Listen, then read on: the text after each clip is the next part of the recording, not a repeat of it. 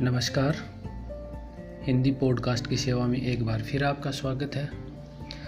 आज की पॉडकास्ट का विषय है मित्रता की परिभाषा।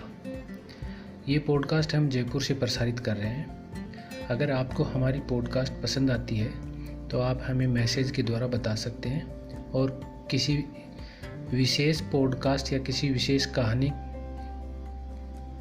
जो आप सुनना चाहते हैं उसकी भी आप हमसे रिक्वेस्ट कर सकते हैं। हम आपके लिए वो कहानी ज़रूर लेकर आएंगे।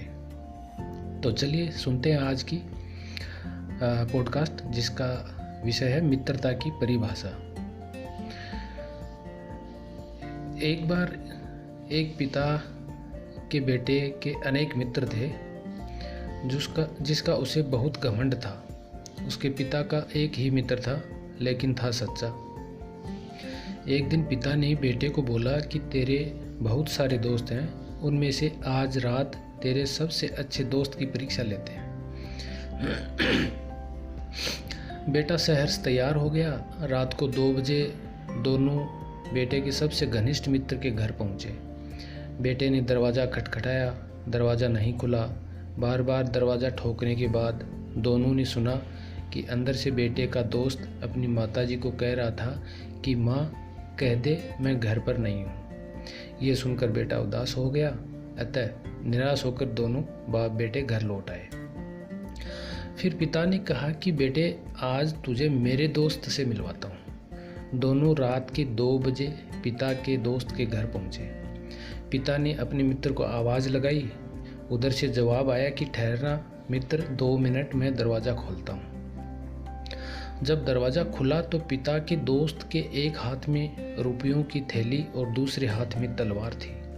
पिता ने पूछा, ये क्या है मित्र? तब मित्र बोला, अगर मेरे मित्र ने 2 बजे रात्रि को मेरा दरवाज़ा खटखटाया है तो ज़रूर वह किसी मुसीबत में होगा।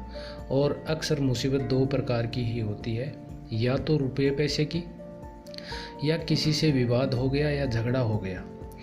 अगर तुम्हें रुपयों की आवश्यकता हो तो ये रुपये की थैली तुम ले जाओ, और अगर किसी से झगड़ा हो गया हो तो ये तलवार लेकर मैं तुम्हारे साथ चलता हूँ। तब पिता की आंखें भर आई और उन्होंने अपने मित्र से कहा कि मित्र, मुझे किसी चीज़ की ज़रूरत नहीं, मैं तो बस मेरे बेटे को मित्रता की परिभाषा समझा रहा था। ऐसे मित्र न चुने जो खुदगर्ज हों और आपके काम पड़ने पर बहाने बनाने लगे। तो साथियों, श्रोताओं, ये छोटी कहानी थी, लेकिन एक बहुत ही शिक्षाप्रद कहानी थी। इस कहानी से शिक्षा मिलती है कि मित्र कम चुने लेकिन नेक चुने।